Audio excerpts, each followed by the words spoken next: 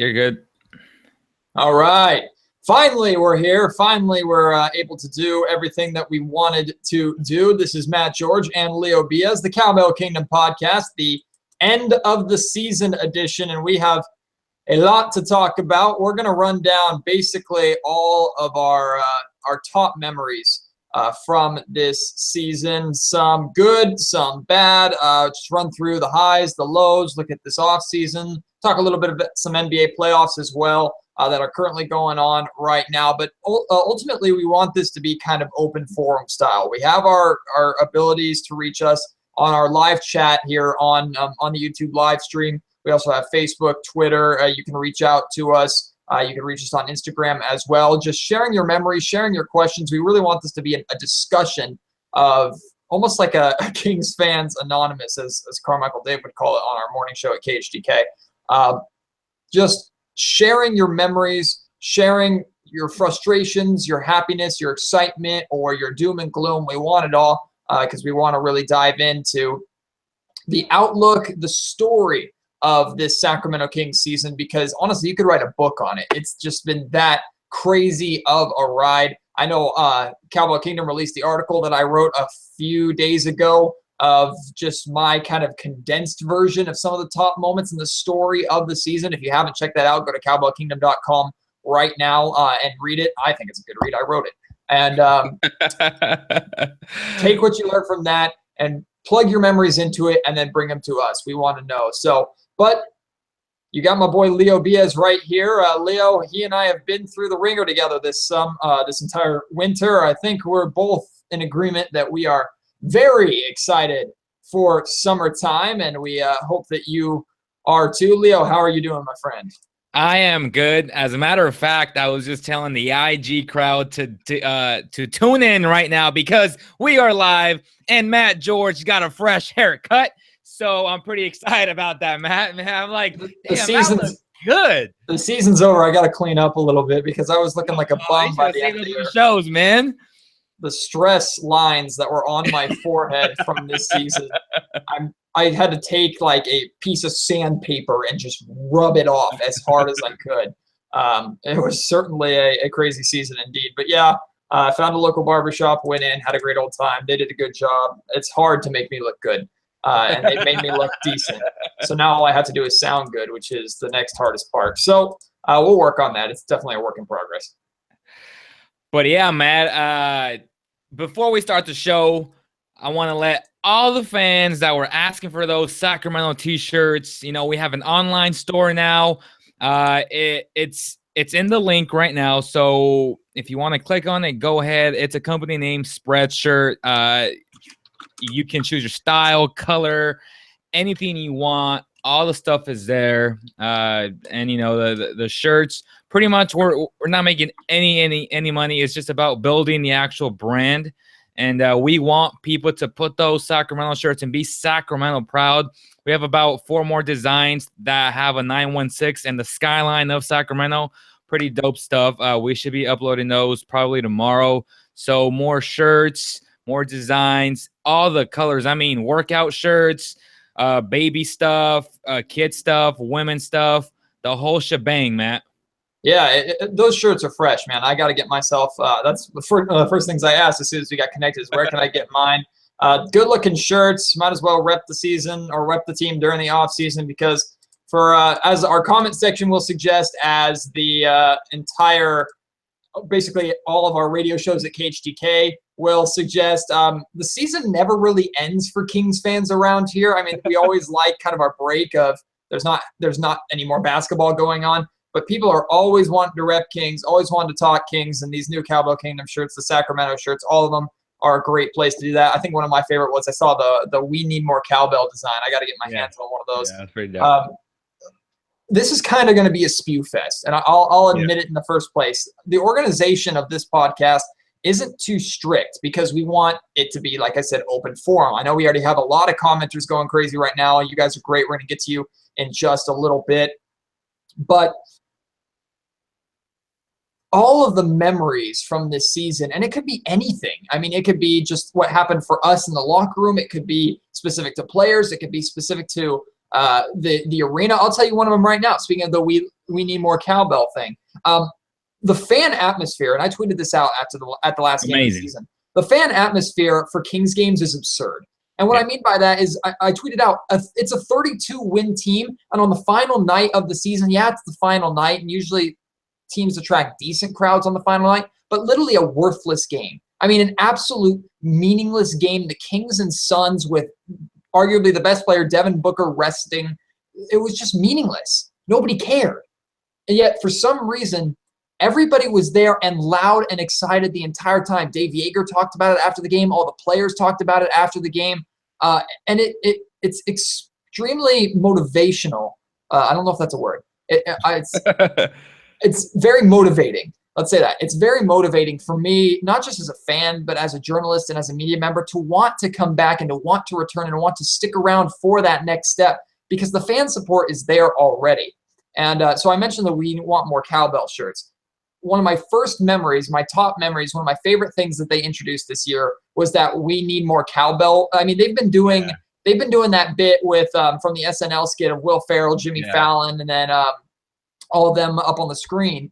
But then they introduced this new beat this year. And I don't know about you, like in the media section, we're required to stay, relatively, we can pump our fists or turn and go, holy crap, what a dunk, or things of that nature, but we're supposed to stay unbiased. We're supposed to stay quiet. We can't really cheer. Every once in a while, I'll get away with a little clap every now and then. But every time that beat would come on, myself, I know Leo behind me, and then even our boy Ricardo from NBA Italy, just you couldn't help it. You couldn't help but get into it. And that was the fan atmosphere. And I think that's one of the morals of the entire NBA season for the Kings. You can't help but enjoy it, and you can't help but get involved, because especially with the young team towards the end of the season, that really was the feel. Yeah, and the fans are tuning in, Matt. Everyone is sharing their opinions right now. So good stuff there. But yeah, Matt, the crowd was amazing this past year. I know it was the inaugural season for the Kings, but the fans didn't have to show up to these meaningless games, and they did, and they repped Sacramento proud, and it makes me proud, and it makes me want to rep Sacramento all the time. Like, people say, where are you from? Sacramento. And I say it with pride. So I think that's what the organization wanted as a whole, and they did a great job. Their marketing team was great. They had a bunch of season tickets, special deals for fans to show up.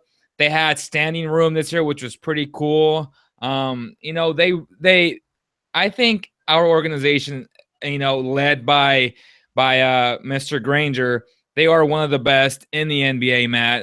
Their marketing team is great. They know how to engage with fans, and that's really important.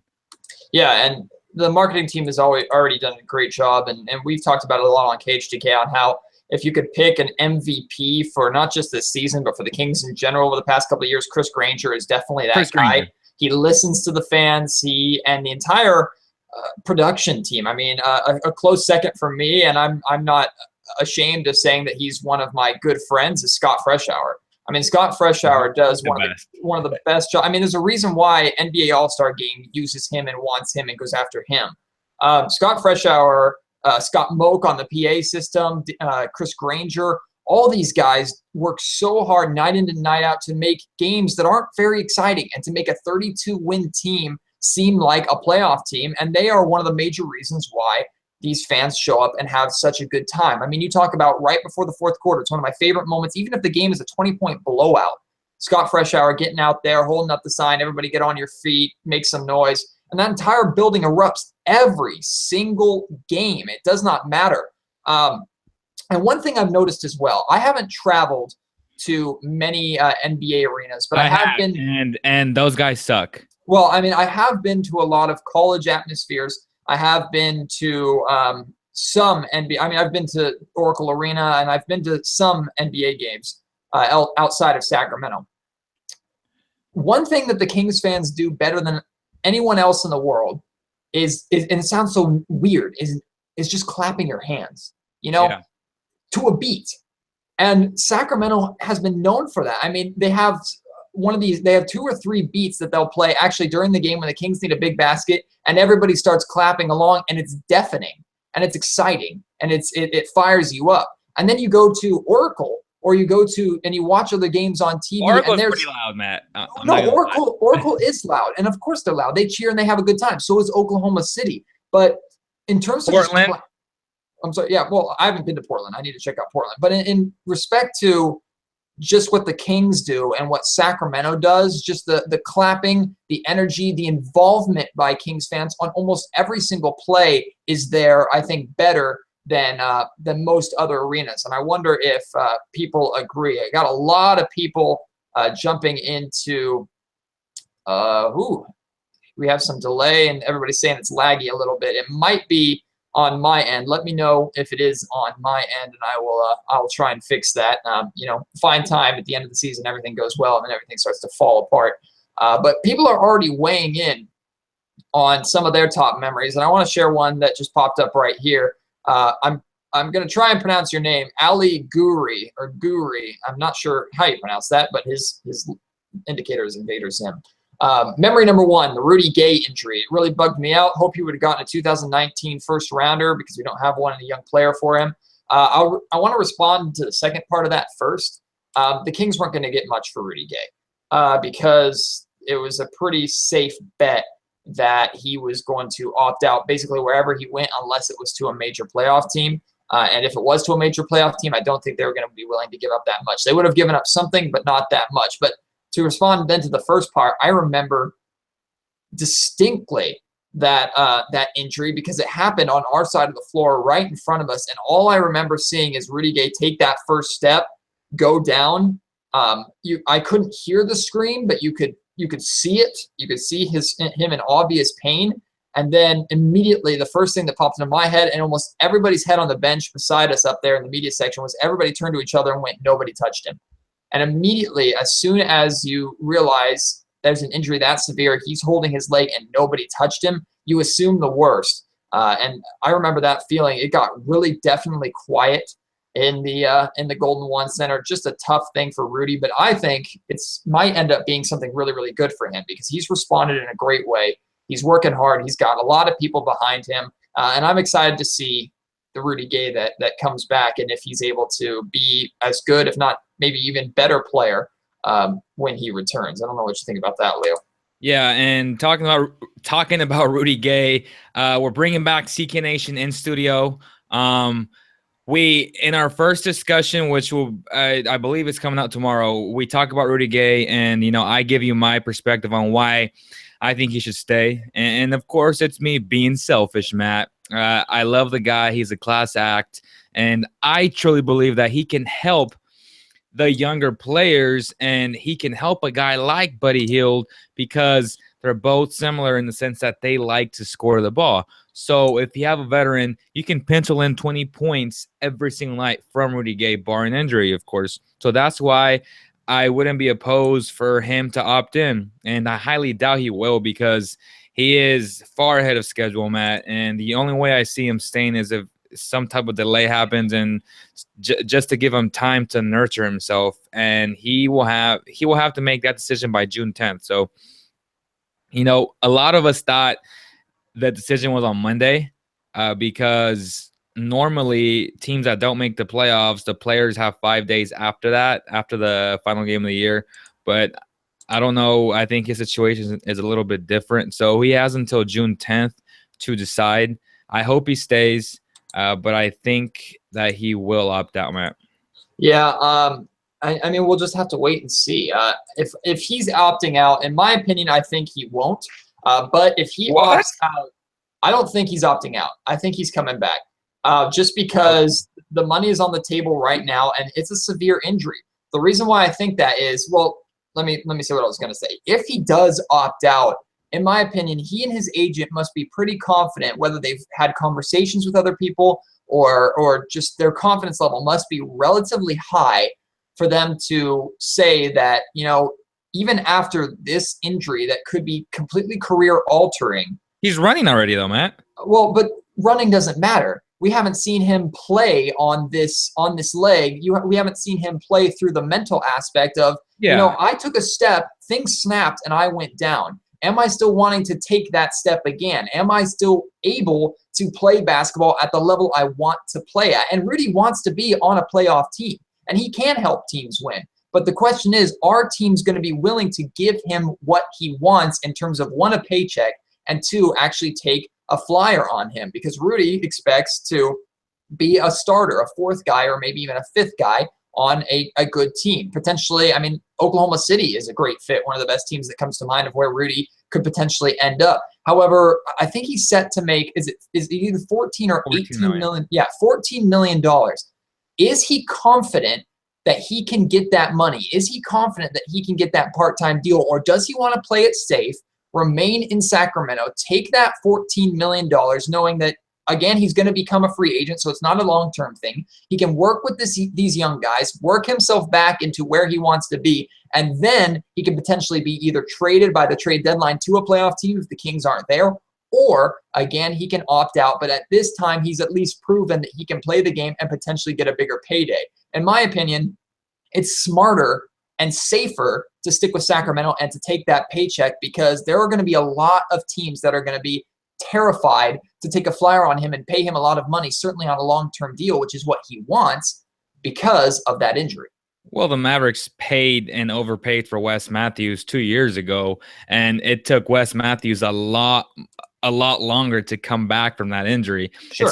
It's taken Rudy literally about 5 months, bro, and it's crazy because the technology that we have today, like, our doctors are so advanced, it's insane. So, you know, I know, I get it. For him, it's going to be mental. It's not physical anymore. It's going to be mental for Rudy, and he's going to get paid at least $15 million anywhere he goes. And a team like the Celtics, who the Bulls are just, I mean, they opened my eyes today. The Celtics are not very good. I mean, Isaiah Thomas is allowing Rondo to look like vintage Rondo. I mean, Isaiah is a great player. Love the guy to death, but he's an awful defender. And that team is not very good, period. Okay, take it with a grain of salt, though. He's also playing through the tragic loss of his sister.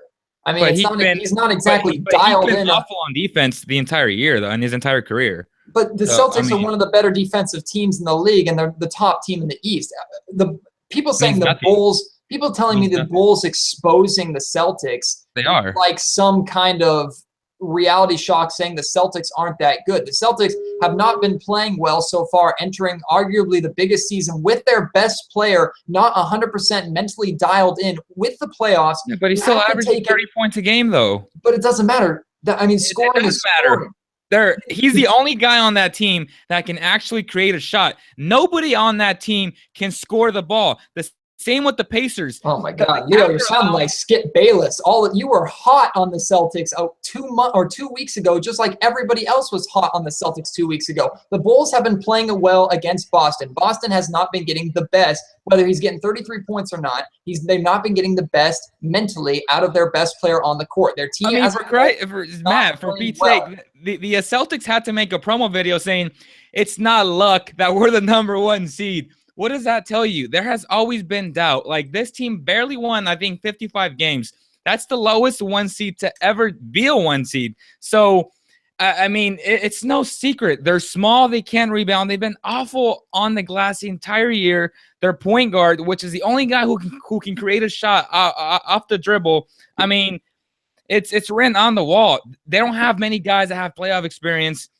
They're going to get beat. You and everybody with these hot takes, I'd like to have heard you about a month and a half ago, because none of you were around. Everybody was non-existent about the Boston Celtics. The Chicago Bulls have an advantage in the rebounding column that they've been abusing over the Boston Celtics. That doesn't mean the Boston Celtics are done. It's only 2 games in. There's still plenty of time for them to turn it around. Yes, they're now going to have to do it in Chicago. Yes, Isaiah Thomas has not been a good defender. He hasn't been a good defender for most of his career, and he hasn't been a good defender for most of this season. But he's been able to flip that switch that, quite frankly, even with 33 points, we haven't seen him go to that take over a game status that he did. That's because they're doubling him now.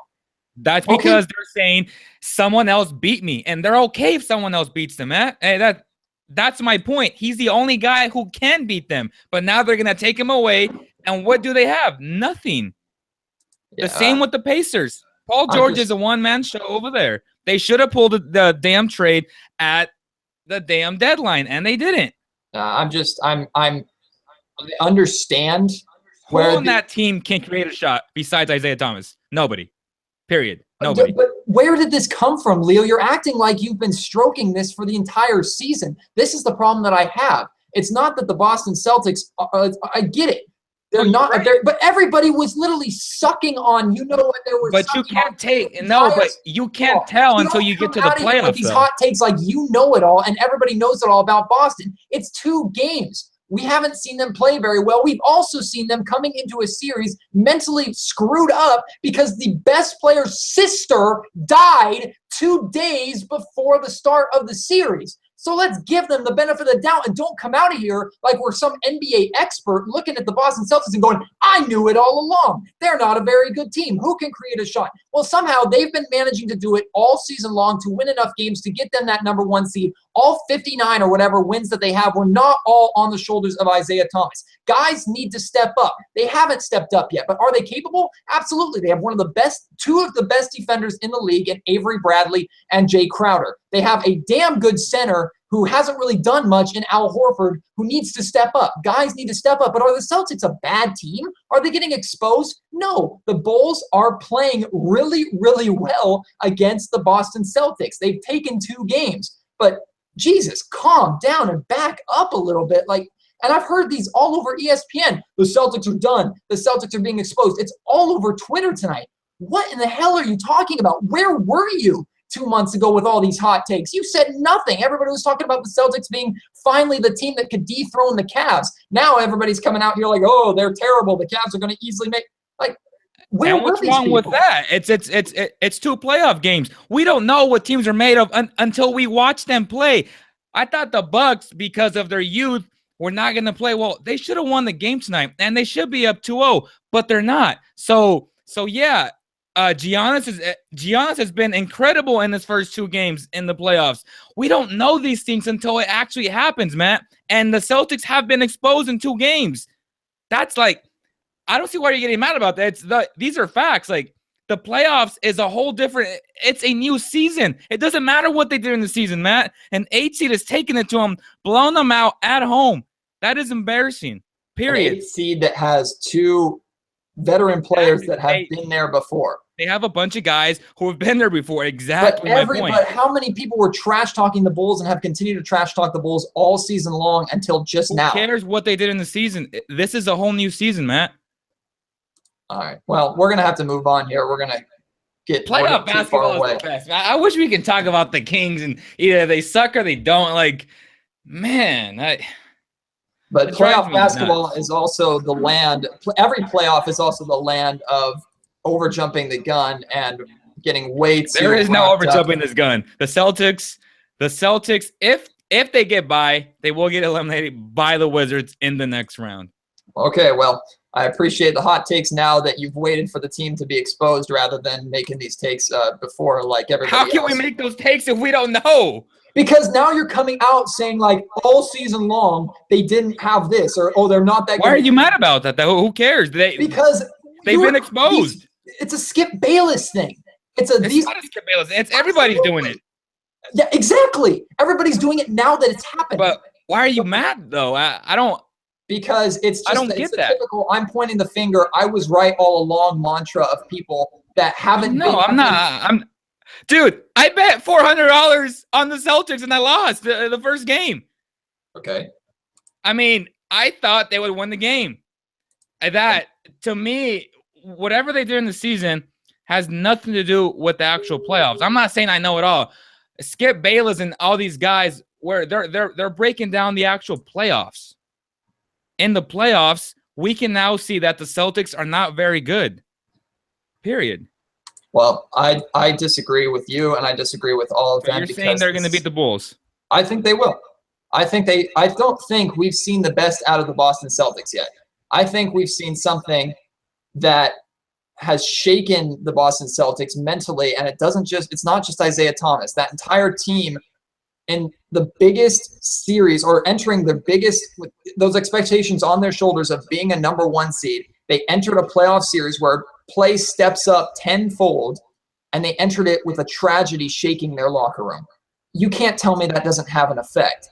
we have not seen the best the Celtics have to offer. If you tell me the Celtics have played 110%, or the Celtics have given 100%, I would tell you I haven't seen it yet, because I don't think the Celtics have given their all yet. Regular season Celtics yet. Exactly, and I think those regular season Celtics can still appear and will still make an appearance, and I expect them to do it in Chicago. So we'll have to wait and see for that one. But a lot of people are weighing in on.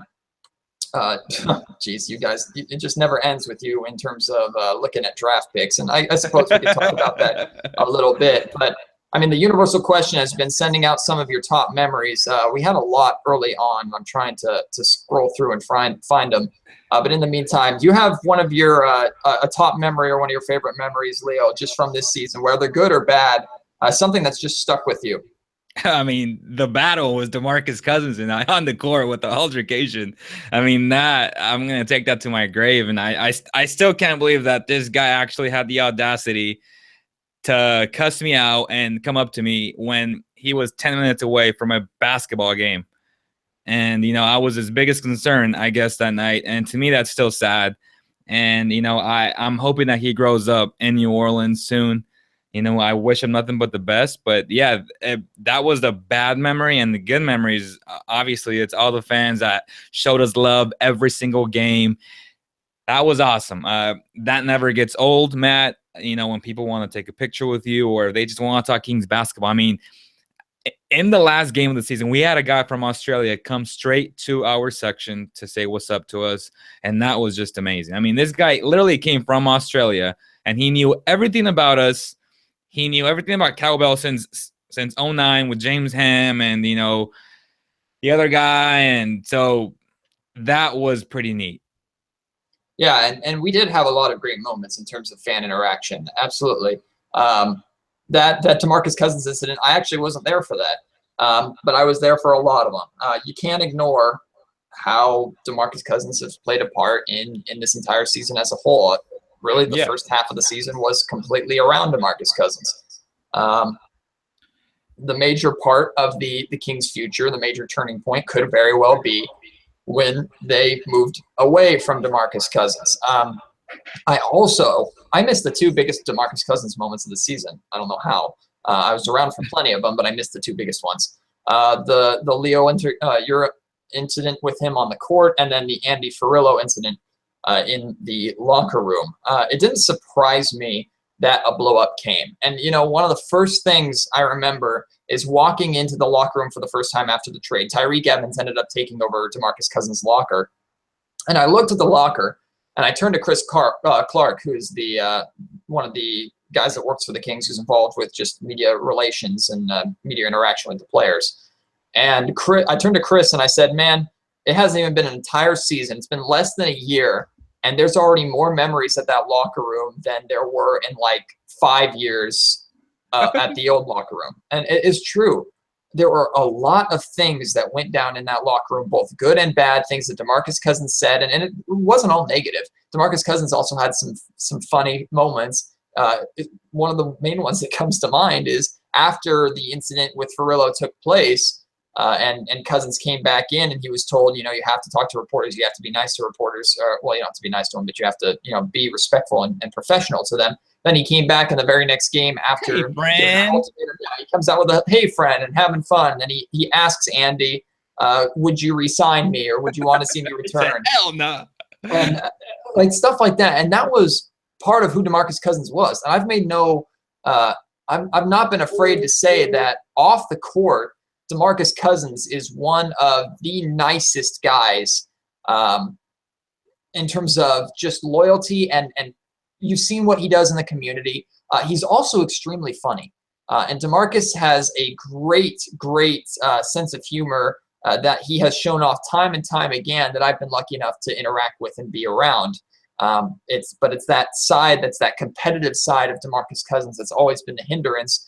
And in regards to your incident with him, Leo, it doesn't necessarily surprise me that something like that happened, because DeMarcus Cousins has made his career off of using that, whether it's legitimate hate or legitimate media scrutiny, or it's faked or made up media scrutiny. He's used that to fire himself up. He's used that to fuel his flames and to help him become the player that he is. So again, it's really the whole package with DeMarcus. If you're gonna take one thing, if you're gonna take the 30 points and the dominance, you're gonna take the attitude and you're gonna take the explosiveness. And I mean, the explosions of this season were a long time coming. I hate to change the subject, but did you watch Dave Fitzell's press conference yesterday for the Grizzlies? One of the greatest. I'm sorry, but yeah, we have to mention this. It was amazing. No, and everything he said was true. Was absolutely correct. And I've never seen a coach go after the officiating. And he said he wasn't a numbers guy, but he put together every stat in that book to absolutely destroy them. And he's right. I mean, I didn't watch more than half the game. But Kawhi Leonard getting to the line, what was it, 17 times? 19 and Zach, times.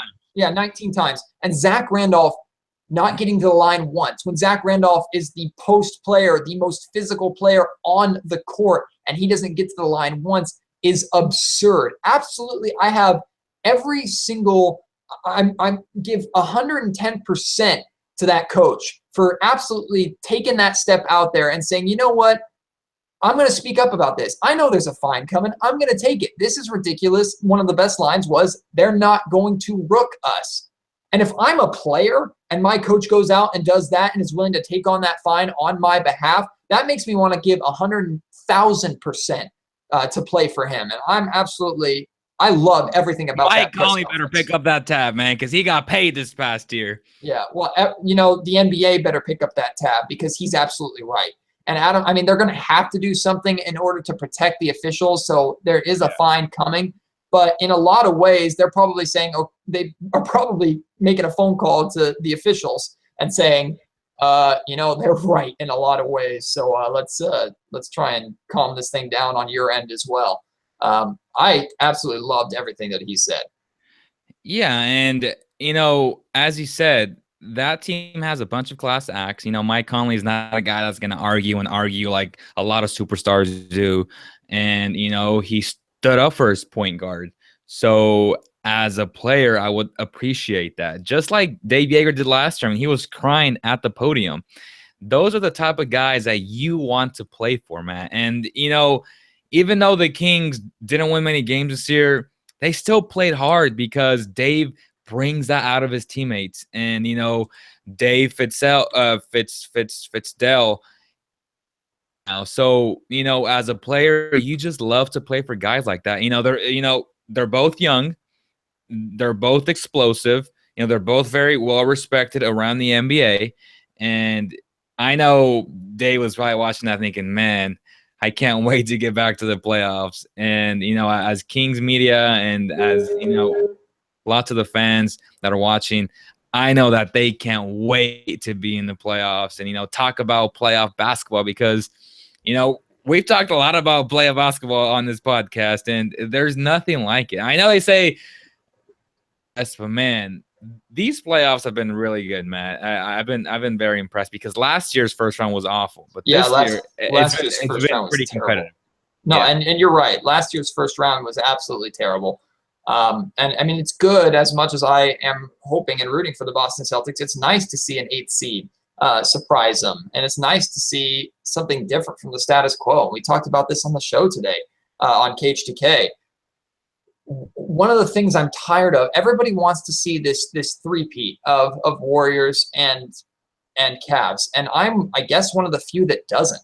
I'm tired of it, man. I like change, and one of the things that so far these NBA playoffs have provided are different matchups that we really haven't seen much before. I mean, Bucks and Raptors are turning out to be very, very entertaining.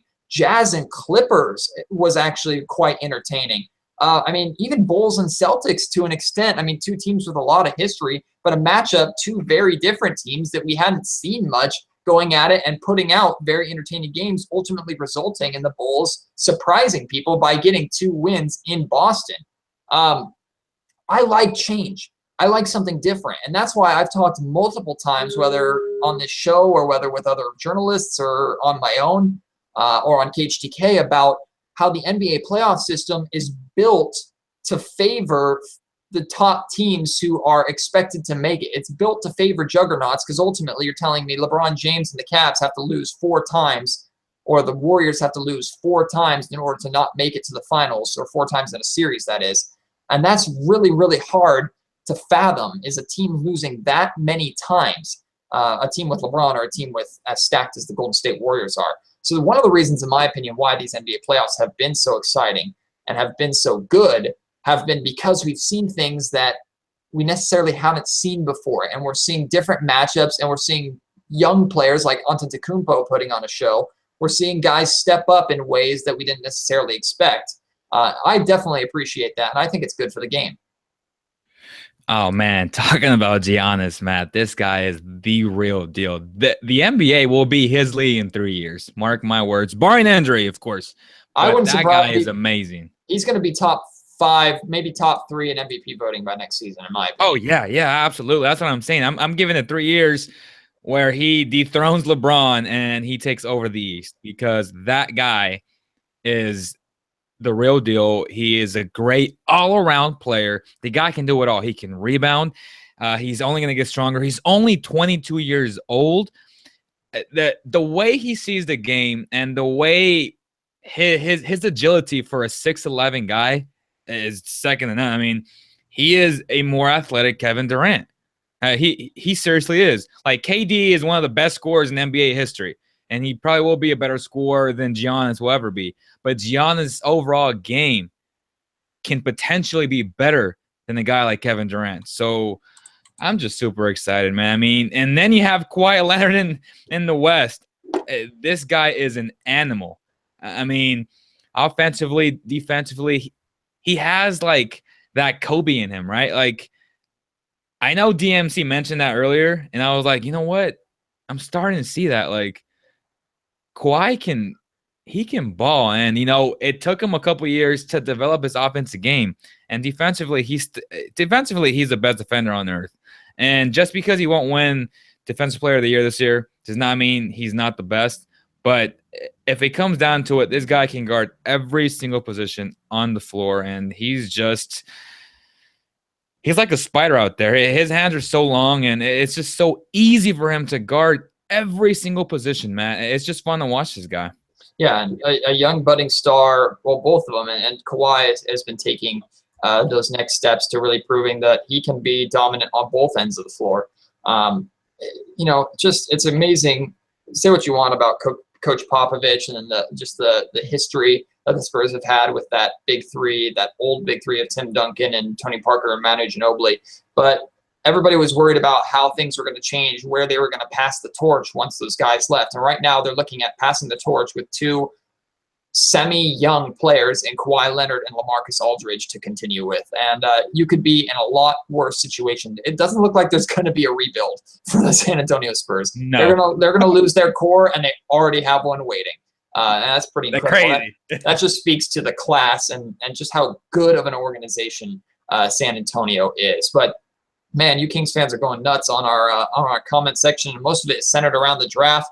You guys are really excited for this lottery and this draft coming up and rightfully so, because this NBA draft this year is really where we're hoping and expecting the turning point to be.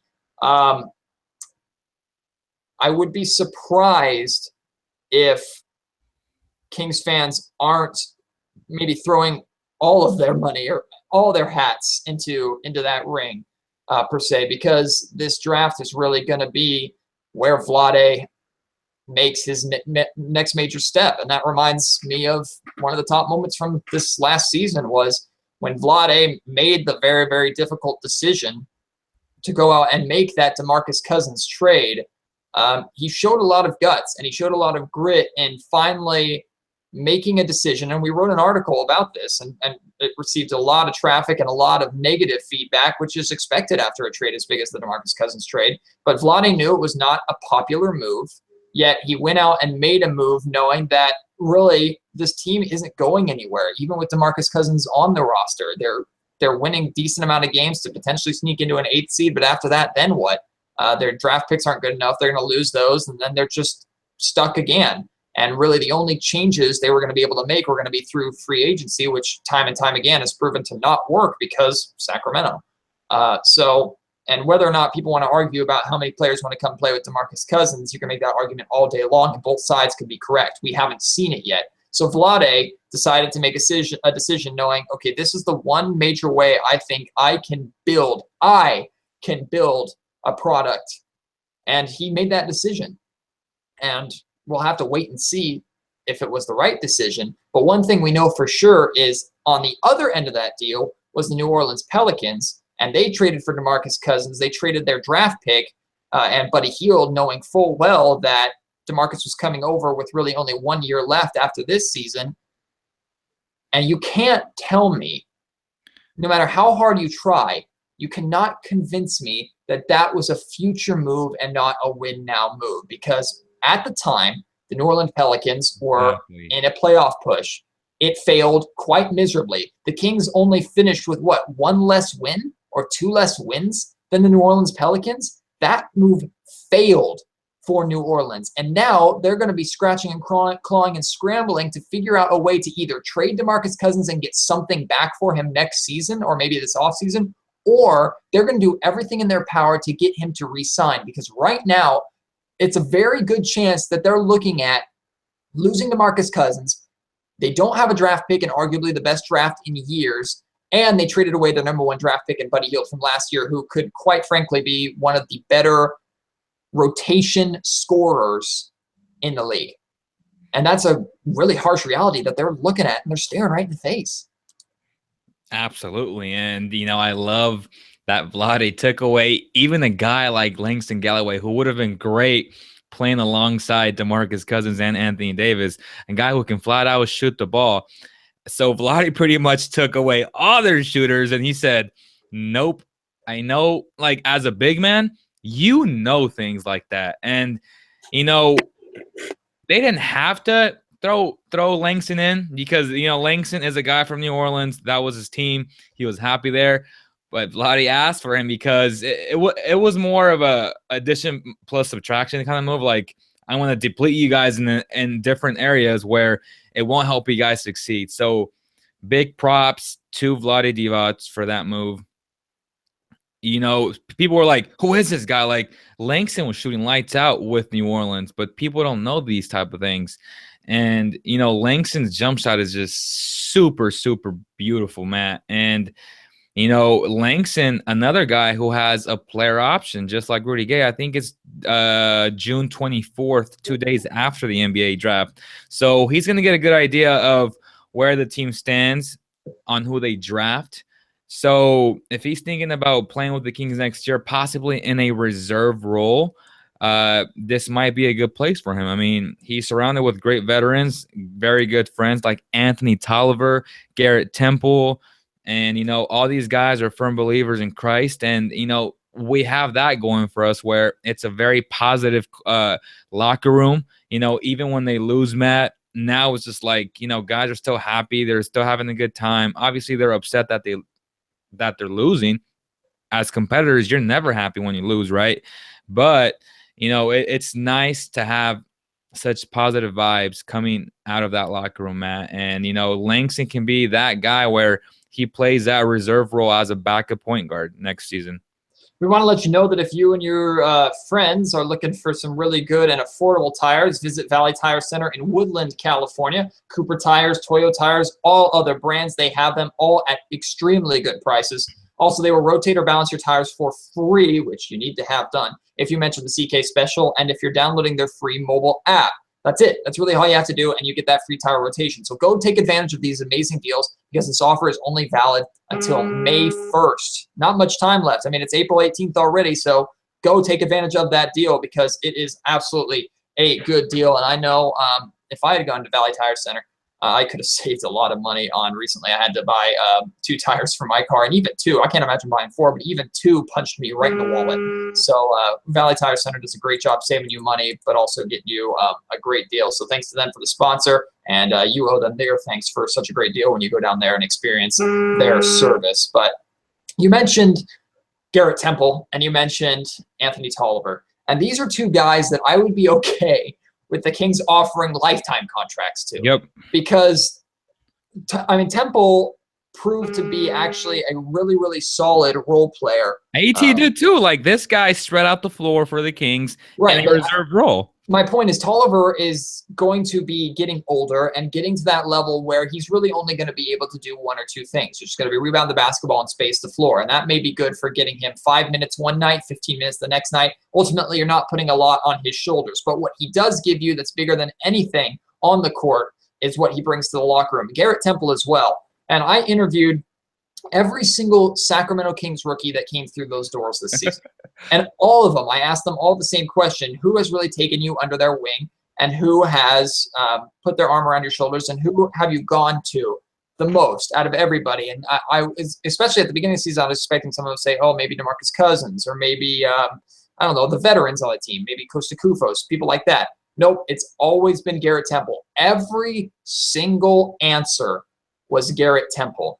The guy is a phenomenal leader. The Kings need to lock him up for the rest of his career as best as they can, and then somehow find a way to get him into their front office eventually as well, because everything that man gets around, everything that man is involved in, whether it's resulting in wins or losses, there's positive energy and there is a good locker room presence. And all season long, even throughout all the frustrations involving DeMarcus Cousins, all season long, that unit was tight and that locker room was together. And Garrett Temple and Anthony Tolliver both are probably the two biggest reasons for that. Yeah, I'm looking at the chat, man, and before saying it's your vibrator. Yes, it is my vibrator. This vibrator.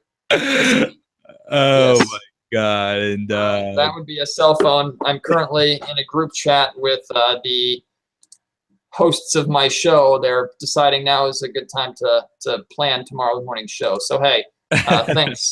But yes, it is my vibrator. Yeah, and people want to talk draft picks, Matt. You know, as of right now, they're in 8 and 10. It's a lottery. They can, I don't see them losing that pick to the Bulls, but there is a small possibility that 8 could turn into an 11. But there's a bigger possibility for the 8 or the 10 to be a better pick. So I'm just excited to have 2 top 10 draft picks. They're going to have flexibility. They're going to have money to spend. And as you said earlier, Vlade will have big decisions to make. You have guys like Jason Tatum, Jonathan Isaac out there, Frank Ntilikina, which I think is a lock for the Kings to draft in the top 10, either at 8 or 10. They're going to draft this guy. I know it. And now what I don't know is where they'll go with that other pick, if they're going to go 2-point guards or even a small forward. It just depends on who's there. I wouldn't be opposed for Vlade to do what he did last year. Trade, maybe that 10th pick and get 2 more picks out of it. Maybe get like last year he got Papa and Scal out of it, and he got a young player who's coming over next year by the name of Bogdanovich. And tomorrow on the CK Nation show, we have a great breakdown where E-Man breaks it down. He stops plays, and it talks about his defense, his overall versatility. So stay tuned for that, guys. We're going to be doing a lot of breakdowns on a lot of college players, a lot like Draft Express, but a little bit more like Basketball Breakdown, where we give you the insight there. So stay tuned for that. It's going to come out tomorrow on the CK Nation second segment of the show. So thoughts, Matt? Well, a lot of this upcoming draft in terms of strategy, in my opinion, is going to come down to the workouts that the Sacramento Kings hold. And typically we don't get to see too much into the workouts themselves, but we get an idea. The media is pretty vocal about which teams or which players, are going and visiting the Kings and working out for the Kings. And I would be extremely disappointed in the Sacramento Kings if they weren't getting every player that's expected to be between 1 and 15 into their, everybody just into their facility to work out, so they get to see them firsthand, see their work ethic, get to talk to them, interact with them. Because if they find a guy that's expected to go top 4, top 5, that they really, really want, then there's every chance in the world that the Kings can try and turn around this 8th and 10th pick or whatever picks they end up getting, there's a very, very good chance they can try and turn around both of their picks to try and move up if they really, really like a guy as well. So, I mean, we can sit here and throw out what we'd like, what we expect. I've always been kind of leaning towards keeping both of their picks. We'll see where they end up being after the lottery in May. But I've always been leaning more towards, keep the picks and try and get two really good players. That way there's less of a margin for error and you're filling two needs potentially. But ultimately it's going to be up to Vlade and up to this crew of what they see and what they like. So the exciting thing is that there are so many options. The exciting thing is that it's not just, okay, they have this thing or this thing. No, they can go so many different ways. And I think that is in many ways where Vlade can actually shine, because he can do things that are unconventional. He's not been afraid of doing things out of the box. Whether they've worked or whether they haven't, he's certainly not afraid to do it. And there's a very good chance that that could be what is needed to help get the Kings over that next hump, because the conventional way of building a team hasn't worked for Sacramento because of their reputation and because of their market size. Yeah, and I had this conversation with the guy from Australia. Like, the Kings, if they do draft Frank Ntilikina from France, they can potentially have a soccer basketball team, because they're gonna have so many international players from so many different countries. It's crazy. Like, when you break down this roster, and I say, you know what, I'm not opposed to that, because a lot of these guys have, big and huge basketball IQs, which is always a good thing. And one of the biggest criticisms of this team is that, the past 7 years, this team hasn't had guys who have high basketball IQ. G-Man has told me that a lot of times. And it's like, I know. And, Ben McLemore is probably at the top of that, where he's not the brightest. He's probably the most athletic. But in terms of basketball IQ, they don't have many guys like that. And the new era of Kings basketball, you have guys like Willie, Scal, Papa, even Papa, like, you can tell his fundamentals are a little bit better than a lot of the American players, because in Europe, they really focus on fundamentals. Yeah, even now, before the players that the Sacramento Kings have drafted, who we don't know who they are, who they're going to be yet, but even right now, just for the players that are currently on the roster, I'm extremely excited for NBA Summer League, because I'm excited to see what kind of work. It's our team. Right. Well, yeah, basically almost the entire starting five of the Kings is going to be on that NBA Summer League roster. However, it's going to be interesting to see the work that they put in from now to then, because, I mean, the next couple of weeks are probably going to be some downtime, some relaxing for most of them. Not all of them, but most of them. But we know Scal's work ethic. We know Malachi's work ethic. He's going to be coming off of injury, so it's going to be interesting to see how well he's doing off of the injury. Although the reason why mainly they shut him down was for precaution, not so much that he needed it. So he could already be working out and working his way back to full strength right now, or he could have been doing that 2 weeks ago for all we know. We just quite frankly don't know. It'll be interesting to see Papagiannis, the weight that or how big he is, how strong he is, how much better his footwork and his fundamentals are. Because quite frankly, last Summer League, he looked lost. And he did. So I would love to see him perform. He doesn't have to blow our minds this summer. But if he can come into this Summer League and you can see a drastic difference between last Summer League to this Summer League, to me, that's a win.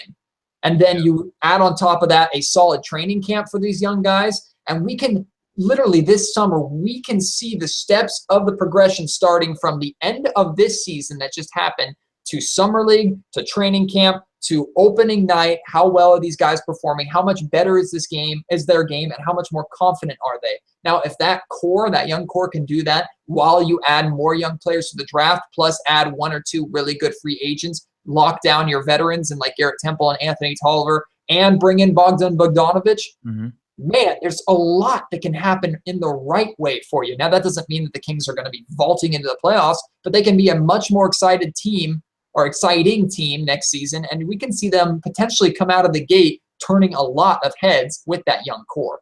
I'll say this, and it might not mean much in the grand scheme of things, Matt. The Kings Summer League team will probably win the championship like they did like 3 years ago, but And I say that because they're going to have guys that are second-year guys playing for them now. And most teams that do win it have those veteran young players, right? And last year, they didn't have many of they were all rookies. Now they have NBA experience.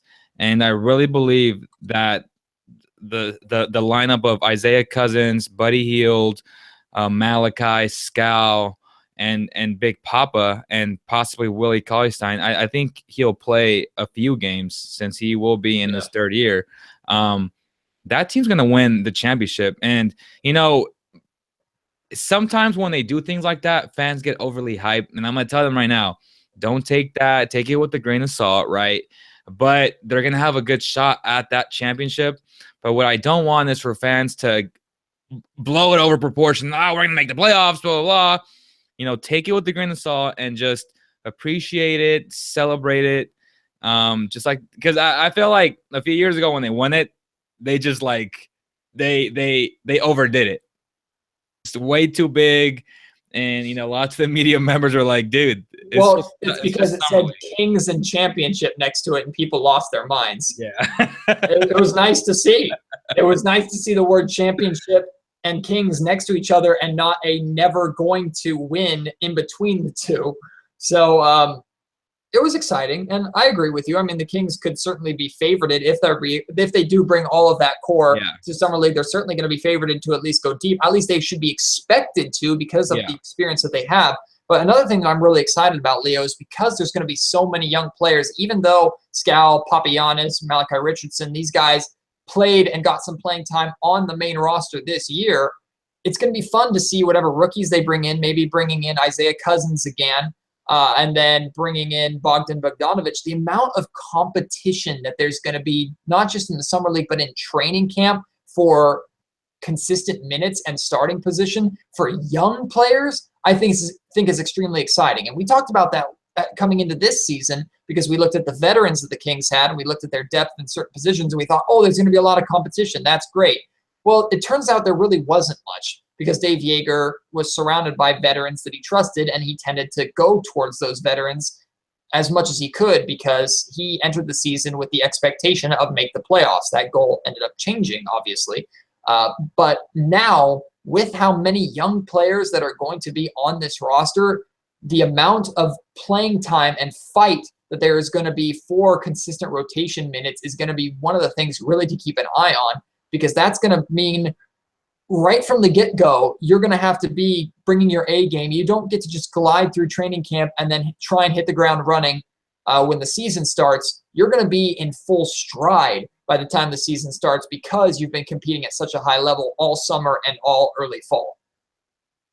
Yeah, and as I'm looking at the live chat, we have a lot of people that are saying, yeah, I said the same thing.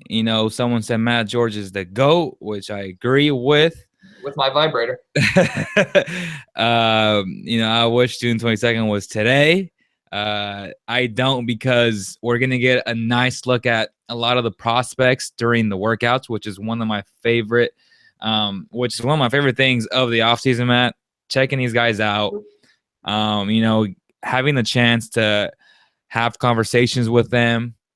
So that's pretty good. Leo just does it's Kings cheerleaders. Yeah. So yeah, I really enjoy that, and we might be in Chicago for the combine, so that should be fun.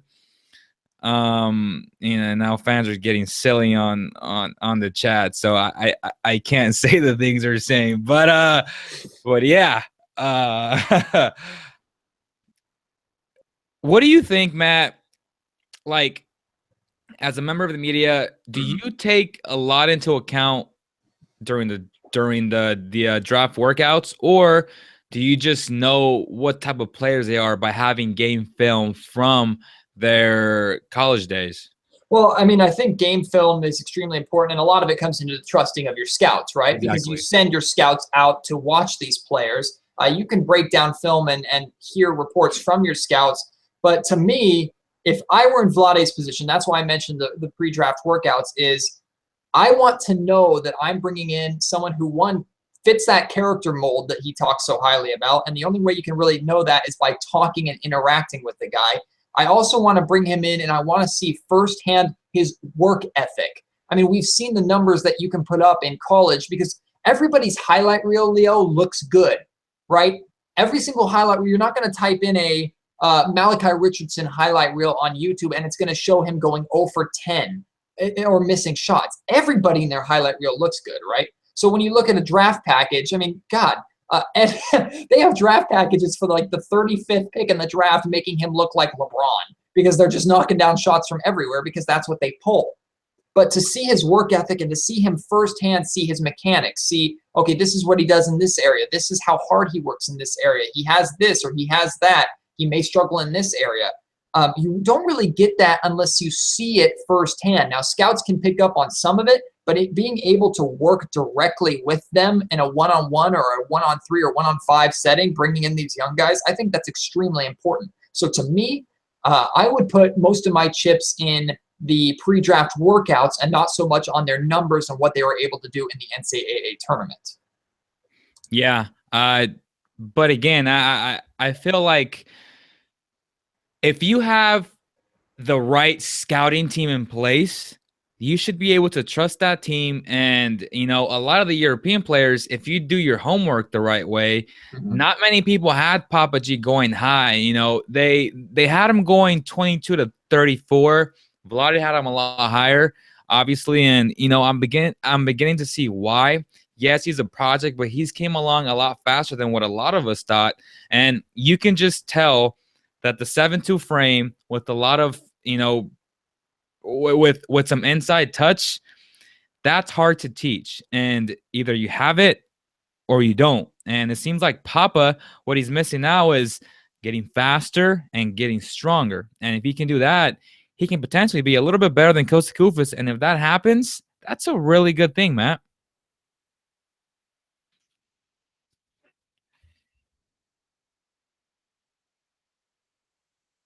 You frozen?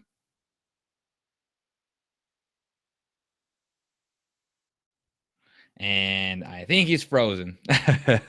Let's see if he comes back.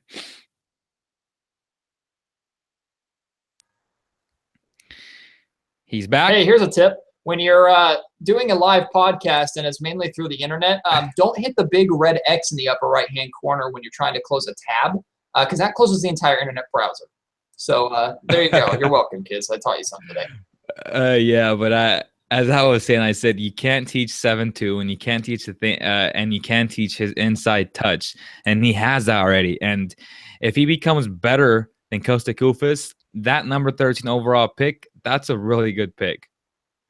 And it potentially could be, you know. And that's the thing is we don't really know. When it comes to that young core, we just don't know. We don't know what we're going to get. We don't know what we're going to see. So that's why this summer, in my opinion, can be so important, not just for this draft that we're about to partake in June, but also to see the next steps. A lot of people have strong rookie seasons. So Skal Labissiere and Malachi Richardson, they come out, they show flashes in their rookie season, and then sometimes they hit the wall, you know, sophomore year. We've seen somewhat what they can do. Now they're trying to build upon it and turn it into something that consistently can work in the NBA, and then they struggle. So that's why I believe this summer could be really, really important for them. Skal, now he's not a lazy guy, so I'm not accusing him of doing this. But if Skal were to be lazy this summer and were to say, okay, I showed what I could do my rookie year, I can kind of take it easy. I'll work out here and there. I'll work on my game a little bit, but ultimately I can take the momentum and the skill set from this last season and bring it into next season and pick up right where I left off. No, that's not the case at all. You need to be better by the start of next season because the competition you're going to be facing is going to be better. And now, at least to some extent, teams know what you can do and they know how to approach you differently. Because when you're a rookie, with the exception of what they've seen from you in college, they don't really know how to approach you. They don't know how to play against you. We saw that a lot. I mean, Tyreke Evans is the perfect example, right? His rookie season in Sacramento, nobody knew how to stop the dude. And then sophomore year, everybody realized, oh, wait a minute, just get him to leave his feet. All you have to do is get Tyreke Evans to leave his feet. He will either throw the ball away and turn it over, or he'll force up a bad layup, hoping for a foul and most of the time will not get it. And then it's back the other way. As soon as people recognize that, Tyreek's production plummeted. And that happened his sophomore season. You have to constantly be willing to adapt and build and grow. So that's what I'm looking for in these young rookies now entering their sophomore season. Yes, sir. Let's engage a little bit more, Matt, with the fans. It's funny because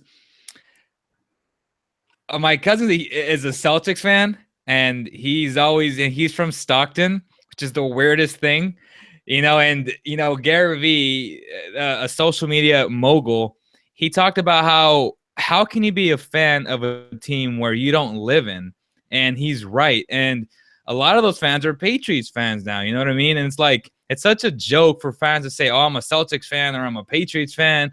All of a sudden, like when success is there, they want to be these type of fans.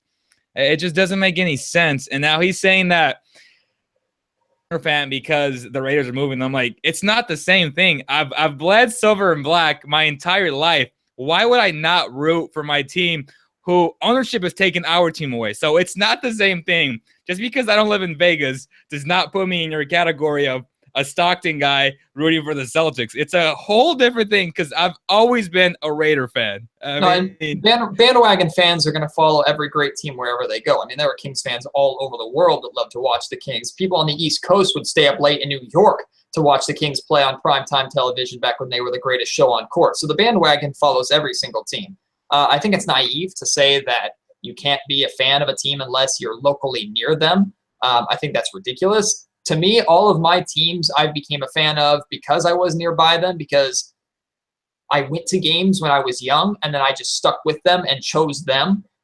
It would be hard for me. Like, I don't know. The Raiders are going to be the first team that I've supported, Leo, really, really supported, that have not been at least 2-hour drive away from me. And that's going to be something new, is because I'm used to, whether it was growing up with the Kings, with the A's, the River Cats, San Jose Earthquake soccer to some extent, San Jose Sharks hockey, I can always say, hey, I want to go to the game tonight, buy tickets, drive down there, and I will be at the game. I am a live event person. I love live events. A lot of people don't. A lot of people just want to stay at home and watch on TV. But you can't be a Celtics fan and not ever go to Boston and not know what that culture is like and be from Stockton. It's ludicrous. No, it's not. It's ludicrous. Why? Why can't you support? What do you mean why? Because you don't know what it's like to be and to bleed those colors until you actually have a feel for that city. It's ludicrous. In order to support a team, and not just the Boston Celtics, I couldn't be a fan of the New York Knicks right now because I haven't experienced New York and I haven't been around them. That's not why. When you have a team like the Kings, the Warriors, no. Your fanmanship is not based off of your demographic. It's not based off of how near you are to everything. I can be a fan of any team I want. No sense, though. By your argument, I can't be a fan of any English soccer team or any European soccer team, right? Because I haven't experienced that. So basically, anything. It's a different league. Okay, what? So now, you're saying your argument is specific. You can have your MLS team. You can have your EPL team. It's different. It's not the NBA. I'm talking about strictly the NBA, the NFL, American sports. It makes no sense. I think that's ridiculous. You're right. It is ridiculous. It's ridiculous that a person can root for a team that they've never been to or claim that they're diehard fans if they have no idea what that's like. I think that's absurd. You're telling fans how to fan. That's ridiculous. If I sit down and I order the MLB season pass, season ticket, whatever it's called, or the NFL Network or whatever, Sunday ticket, and I watch the Carolina Panthers, even when they're not good, and I watch every single game and I follow them and I support them, then yes, I am a Carolina Panthers fan because I've chosen to support that team. I've chosen to follow that team. I know about that team and I care about that team. That's what makes me a fan, not because I haven't lived in Carolina. I'm not going to go to a Carolina Panthers game wearing a Panthers jersey after being a fan for 6 years. It's my first time, and they're going to see me and go, where are you from? Oh, I'm from California. Oh, you're not a Panthers fan. Get out of here. No, that's not what requires being a fan. I can support any team that I want to support. That's what being a fan is, and that's totally okay. If you want to be a bandwagoner, fine. I don't necessarily respect you. A lot of people don't respect you, but fine. Do what you want. Be a fan. Support what you want to support. Ultimately, it's your money you're spending and your time that you are giving. If I'm willing to give time to an organization, support an organization, invest myself emotionally and physically into an organization, I can become a fan of that organization, not because I don't live by them. That's ridiculous, Leo. That is not ridiculous. I mean, look, we got Super B Cat TV. Shut up, Leo. Shut up, Leo. I'm a Kings fan. I've never been in California. So you're going to say he cannot be a Kings fan because he hasn't experienced? To me, that's like, dude, come to I want to bring you to Sacramento. I'm excited that I mean, look at Danny from England. He's famous in Sacramento, and he's famous from KH. He doesn't have an NBA team. That's my point. Oh, wait, so it's not the same thing. So why can't someone from Texas like the Kings? Why can't someone from New York? They were probably a Kings fan, and they probably moved to Texas. No, wrong. That's different. I'm talking about if you live in a city and then you randomly choose a team from Boston, not knowing why you chose that team in Boston. This is ridiculous. It's not ridiculous. Like, you're literally, so you're that's disgusting that you're saying you have to be born or live into a fan base. I think that's ridiculous and absurd. Come on now. I can support whatever team I want to support no matter where I live because that's what being a fan is. Now, I can be a fake fan and I could say I support the Boston Celtics for years, even though I just started paying attention to them now because I like Isaiah Thomas and they're winning. Or I could say I've been a diehard San Francisco Giants fan my entire life, when in reality, I'm just now getting involved with the San Francisco Giants because they won the World Series in the past. Too many Coronas, huh? You're drinking too many Coronas. Absolutely. That's ridiculous. My goodness. But hey, anyway. Oh, my God.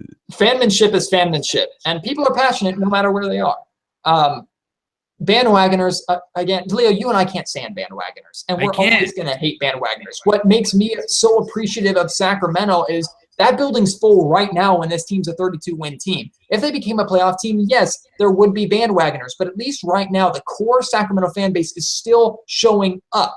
The Golden State Warriors, to an extent, they still had a major core fan base that was still showing up to games even when the team wasn't that good. But they have been replaced and bought out by the rich Silicon Valley business junkies that now fill Oracle Arena almost every single night because they're the ones that can afford to, because unfortunately, they've been priced out. Same thing with diehard San Francisco 49ers fans. I hate the Niners. I can't stand the Niners because I'm a Raiders fan, right?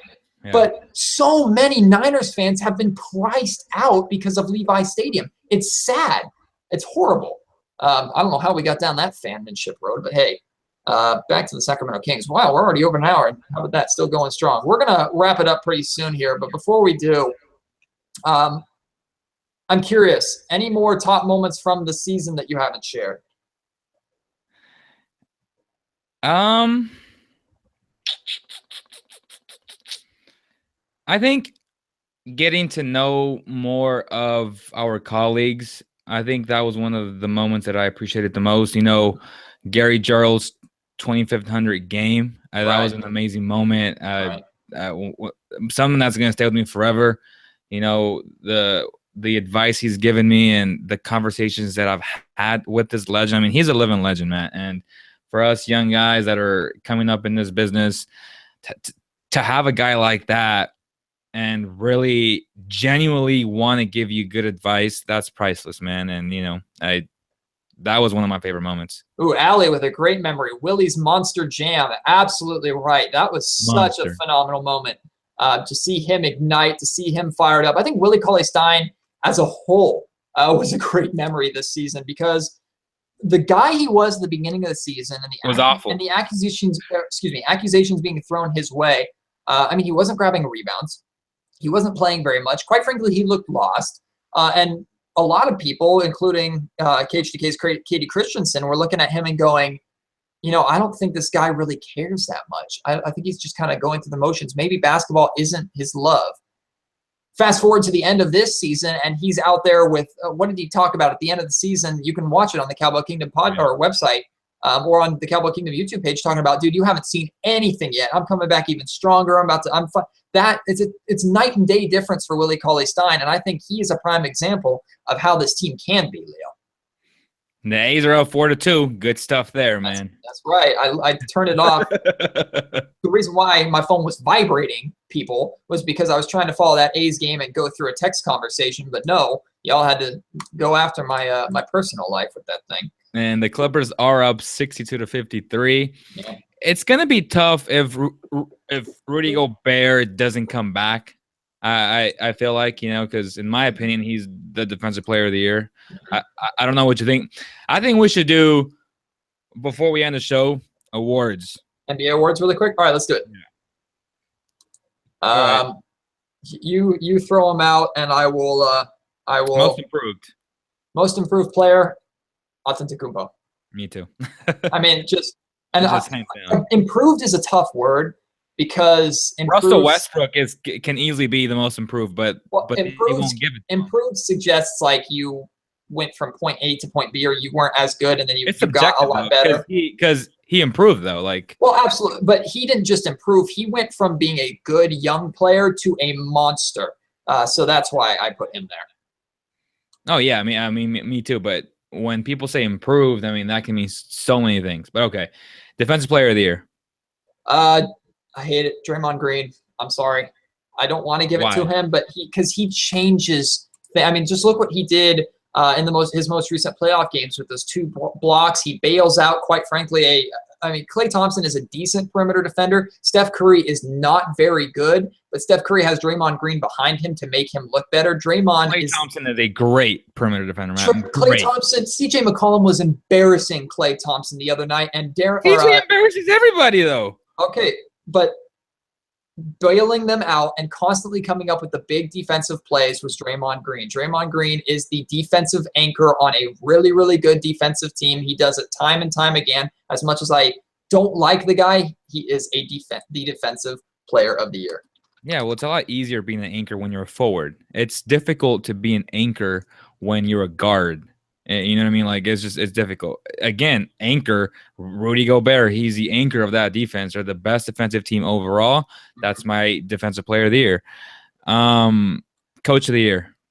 Coach of the year is tough for me because I love Brad Stevens, and it's exciting to see what the Boston Celtics have done to get to that seed. Obviously, right now, they're not looking too good.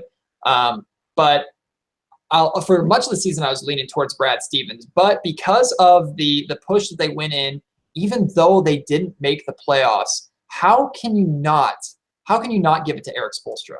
I mean, Eric Spoelstra has somehow managed to make Dion Waiters relevant. He's managed to put together a solid Heat team.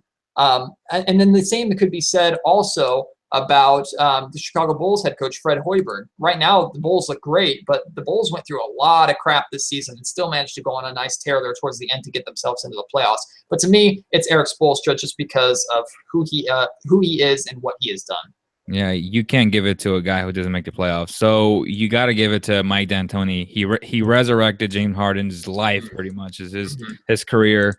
They were the 3rd seed. They came into the season with not so high expectations, right? Right. And And the best move D'Antoni made by far, and I didn't even mention D'Antoni, and I'm ashamed of myself for not even thinking about that. D'Antoni should be the obvious favorite. But the best move that he made that I don't know if anyone else would have thought of was moving James Harden to the point.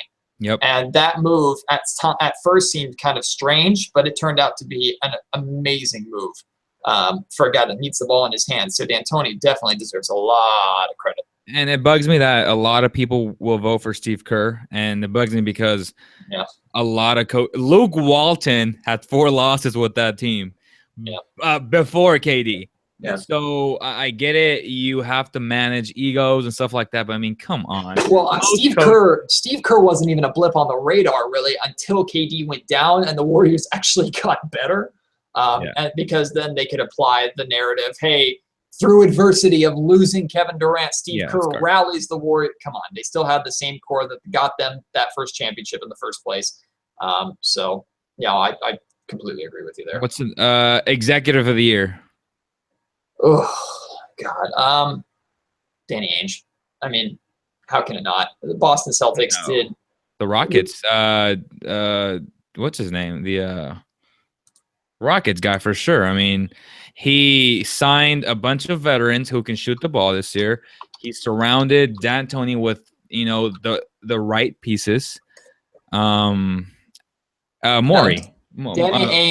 Danny Ainge put the Boston Celtics in literally the best situation that they could be in to win the #1 seed in the Eastern Conference and still have the #1 overall pick in the draft. That move alone, in my opinion, makes him, he holds all the power in the league right now. The Rockets, what they've done is phenomenal. And I totally agree with you. But that move wasn't done this past year. That move was done a couple of years ago. It set him up for this. You're right, for this year. So I'm talking about this year. But this year is when he's reaping the rewards, and the team has still managed to get to that point. So that's the reason I would make that argument. Yeah. You could give it to either guy, and I would be totally fine with it. My vote would be Danny Ainge just because of the position of power that he's sitting in right now and how he put them there. Plus, they won the #1 seed. But the Houston Rockets, by all means, absolutely. Rookie of the year. Oh, this is tough. I'm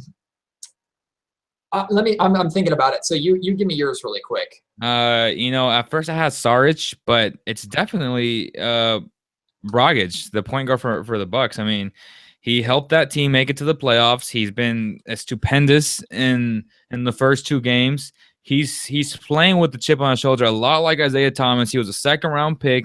He should have been the first pick, and a lot of GMs are regretting not drafting this point guard. I mean, this kid can flat out ball, Matt. And to me, you reward winning, and he is definitely Rookie of the Year. Yeah, and it's been between those two, and that's what I was thinking about, was between Saric and I'm blanking on his name, what you just said from the Bucks. Bragic. Yeah, Bragic. I don't know. Saric is a hell of a player. So I love Saric. It's tough because Saric, obviously he was on not a good team, and his numbers aren't extremely. I mean, the Philadelphia 76ers, really, they didn't go anywhere. And Saric, his numbers are, I mean, look at this, 12.8 points per game. He shot 41%, but only 31% from behind the three-point line. I mean, nothing is outstanding. This entire draft class, really, from this last season has not been good. But I tend to agree with you.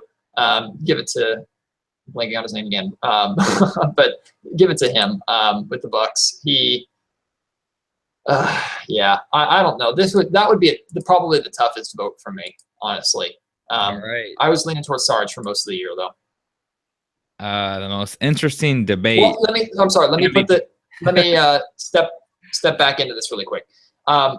If Buddy Hield had been on the Kings for longer than half the season, I think he would be. Because the second half of the season that he had was phenomenal. Unfortunately, he didn't do enough in that first half to put his name into the hat. But that's all I'll say about that one. Yeah, me too. Some can even say if Scout would have started from the start. But, that's kind of hard because DeMarcus would have taken a lot of his, playing time and stuff like that. But, yeah, it's Buddy. Sure as hell not Joel Embiid. I can tell you that much. Tired of that argument. People thinking Joel Embiid should be the Rookie of the Year. No. You played 30-something games. Yeah. You do not get any award. Get out of here. Though. Oh, absolutely he was, and he was phenomenal. But if he plays maybe half the season, I can start to at least make an argument for him. But less than half the season, give me a break. You can't win an award with less than half the season. Yeah. But yes, he was dominant, and he is very fun to watch. I love him, actually. So MVP. You already know it's Russell Westbrook, and it's easy. It's easy, Russell Westbrook. He made history. He holds the records. I don't want to get into a shouting match with you over this again, but Russell Westbrook is the clear MVP. Not even close. His team. I'm going to look at the NBA final standings. Not even close. Every single NBA guy that I have talked to agrees with me. Sam Amick, Scott Howard Cooper. Everybody agrees that they all changed their mind. No. James Harden was the MVP. James Harden is the MVP or Kawhi Leonard. Mm-hmm. No, Kawhi Leonard has no chance. It's between no chance. I mean, he has no chance, but it's between. But look at this. What was the major argument in favor of the Houston Rockets and James Harden? Right, it was wins. They had more wins than the Oklahoma City Thunder did.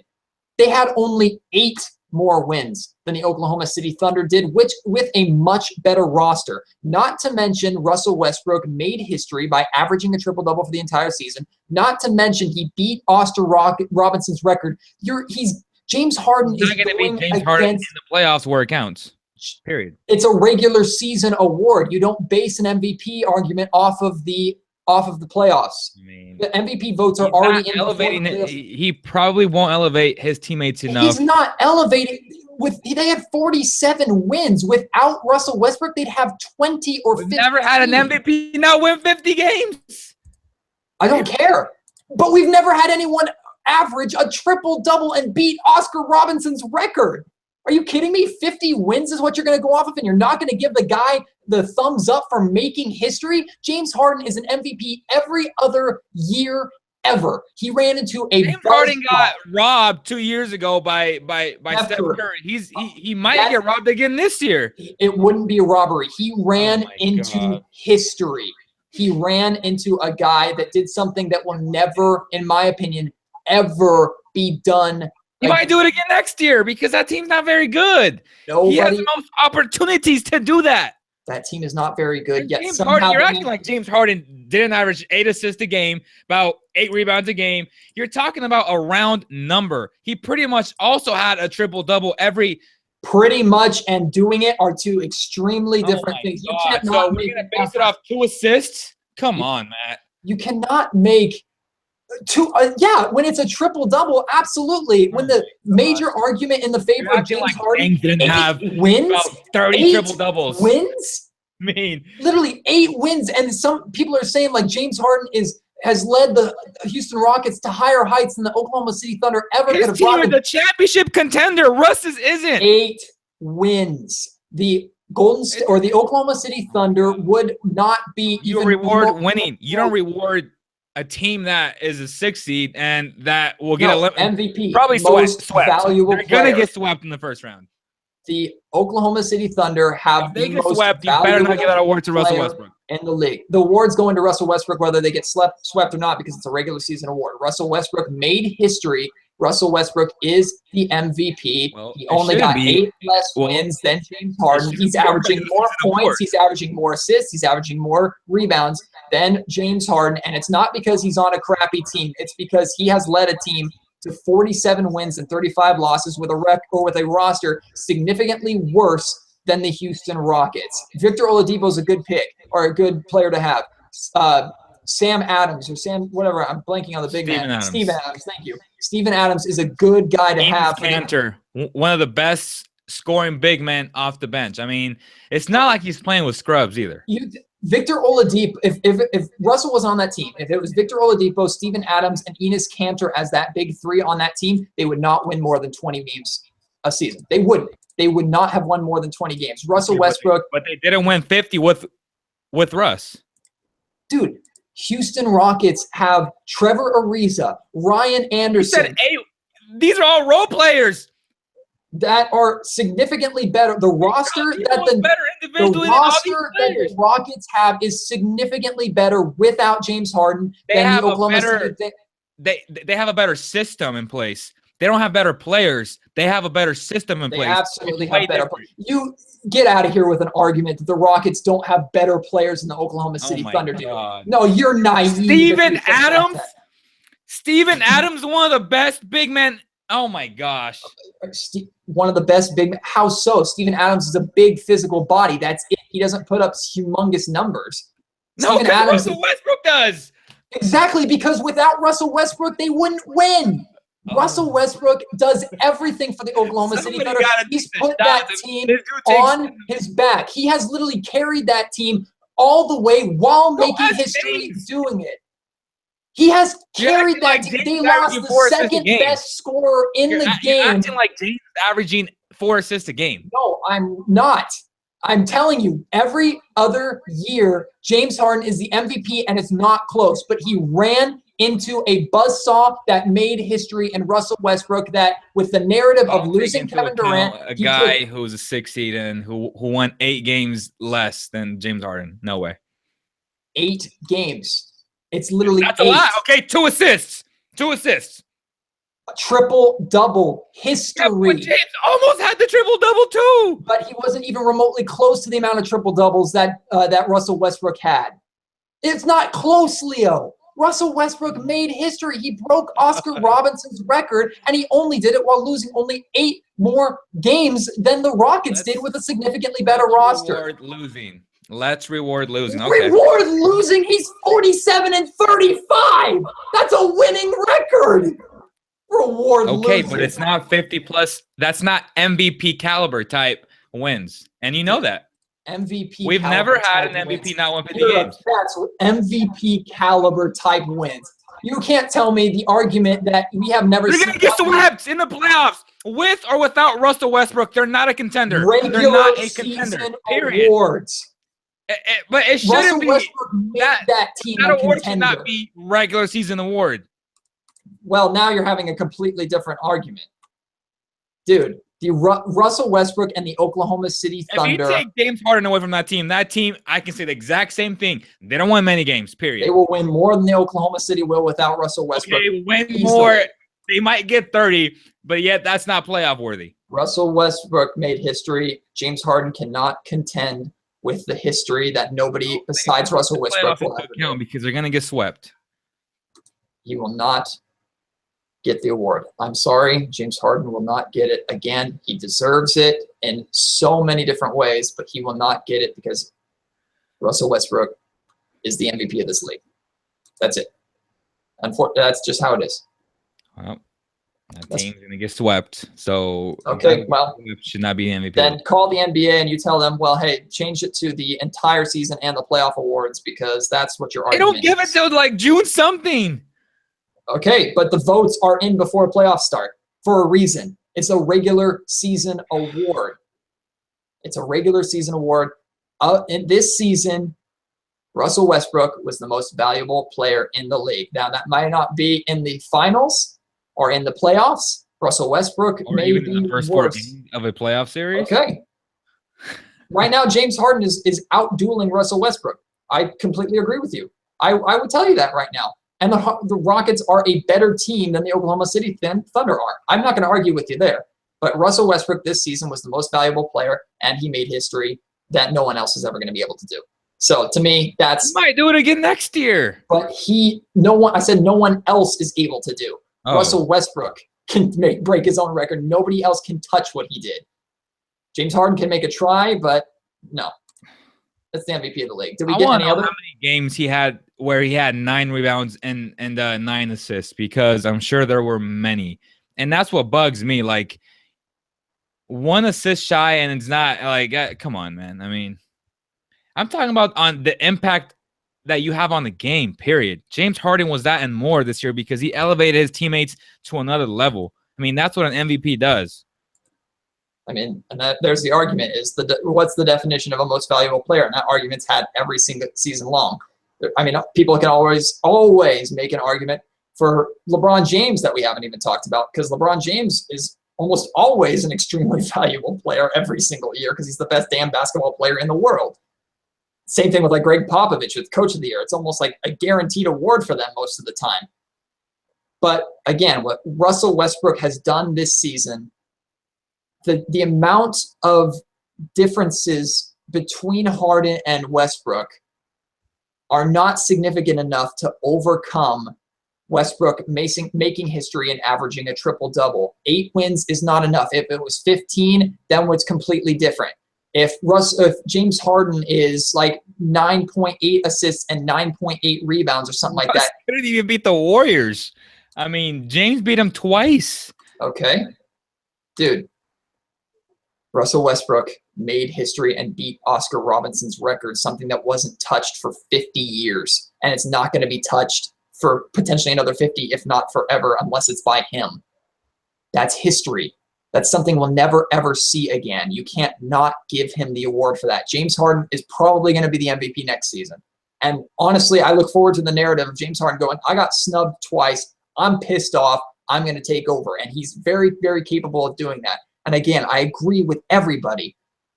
Any other season, anyone else, James Harden is unanimous MVP. And did he get robbed from the Steph Curry?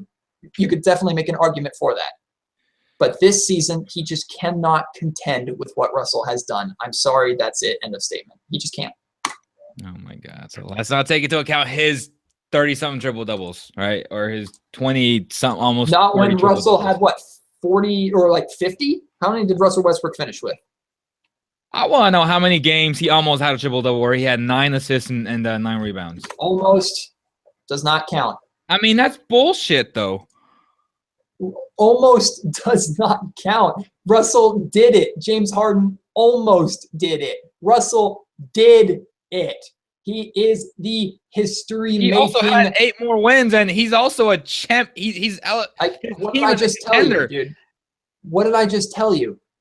The difference between Harden, the arguments in favor of Harden, the numbers are not significant enough to contend with history that Russell made. If it was 15 wins, again, maybe Russell didn't reach. You clipped there. I didn't hear you. What did you say? I'm not hearing him. I don't know if you guys are hearing him, but I'm not hearing him. But hey, 42 is what he won, is what everybody's saying. 42 triple doubles. Yeah, he did get 42, didn't he? Anyway, either way, both of them are beyond deserving of the award. But unfortunately, he can't compete. He just cannot compete with what Russell has done, because Russell has changed the game. So a lot of people are passionate about it, and I know a lot of people are passionate about it, and I love people's passion for that, but it can't be done. Leo blew his mic out. That's quite possibly he did. Man, and that MVP conversation I've had with a lot of people. I've had that conversation with. Leo's laughing because I don't think he can figure out what's going on with his mic. He blew it out. Save Fate agrees with me. They wanted to shut up the James Harden thing. No, I'm not going to say that. Matt's stupidity broke Leo's mic. That's very possible. I mean, Thomas Herrider or however you pronounce your name, your opinion is warranted with James Harden. And a lot of people are totally in James Harden's corner, and I get it. 100% I get it. But again, he just ran into a buzzsaw, guys. And Russell Westbrook, he's done it. He has done it. He has made history. He has done something nobody else in history has been able to do. And if he was going to do that on a team that barely won 30 games or barely won 40 games, then okay. But to win only 8 more games by James Harden, 8 more games, you're going to tell me 8 games is significant enough of a difference to combat history? 8 games? That's it? 8 games does not beat history. Matt, he averaged 30, 11, and 8. Great. Russell Westbrook averaged a triple-double, bro. I haven't even seen Russell Westbrook's averages. I have to look it up. You back yet, Leo? You gonna leave me to dry here? You got a couple people on the text line that you fired up, or on our comments line that are angry at me because of this argument. What are Russell's averages? Let's see here. Yeah, 31.6, 10.4, 10.7. So literally in every single statistical category that you just listed, Russell Westbrook is better than James Harden. So you can't give me a stat line of 30, 11, and 8. Oh, I'm sorry, 30, 11, and 8. Russell is 30, 10, and 10. Okay, so in assists, he is better. And James Harden was a better passer than Russell Westbrook was this season. I agree with that. I totally agree with that. But Russell Westbrook made history. He did. He made history. No, I apologize. I recognize the 11 assists. I told him it's about winning, Matt. 8 games, dude. 8 games. 8 games is not nearly significant enough. Now in the playoffs, we're seeing who the better team is between Houston and Oklahoma City. And I wasn't ever going to argue with you that the Oklahoma City Thunder were a better team than James Harden and the Houston Rockets. But 8 games is not significant enough to combat that. So Russell Westbrook will win the MVP. James Harden will become second. It might be close. I'm not sure. But in the long run, in the end, when it's done, the MVP of the league will be Russell Westbrook. We have Leo now in the chat, the mic blew. So I think he's done for the night. I think that's a good place for us to stop as well. We went much longer. We talked about a lot, man. We have a lot of great feedback. Westbrook got shut down by Beverly. Beverly's a good defender, but I'm not sure shut down. I don't know why you'd say shut down because he still had a pretty good game. I'll have to look at his stats for that game as well. But, hey, we're going to wrap it up here. We are going to move on and wait for more Kings talk in the near future, and definitely there's going to be some, guys, so don't you worry about it. We have like we talked about, the draft coming up. We have free agency. Everything coming up is really exciting. It's a great time to be a Kings fan. We're also going to follow these playoffs very closely. I don't know what you guys think. I desperately hope that the finals is not the Warriors and the Cleveland Cavaliers. I just do not want to see I don't want to see anything to do with LeBron James in the finals again. Is that a personal vendetta against me or against him? No. But personally, I've had enough of James Harden or LeBron James in the finals. I want to see something new, and we're getting new things. I think it would be great to see the Houston Rockets in the finals. I think it would be great to see the Boston Celtics or the Bucks or the Raptors in the finals in the East. Will that happen? Probably not, but I want change. I'm curious if you guys think that as well. But for right now, for my mic-less partner, Leo Beas, my name is Matt George. Thank you guys so much for joining us for the Cowbell Kingdom podcast. Talked about a lot. Share your opinions. We always like them. At Matt George KHTK, at Leo or Beas Leo, at Cowbell Kingdom. You can reach us directly there. Instagram, Facebook, does not matter. We see it all. We want to hear it, and we love that feedback. Even if you disagree with me, again, it's sports conversation. You can keep personal out of it and just focus right on debates. You can prove me wrong time and time again, and I will appreciate it more and more because that's what sports debates are, guys. So, unfortunately, we're going to have to wrap it up here. We'll see you for the next one. Hopefully next week. I'm not entirely sure yet. We'll have to wait and see. But until then, my friends, be good. Leo is smiling and waving goodbye, and have a great night. We'll see you next time.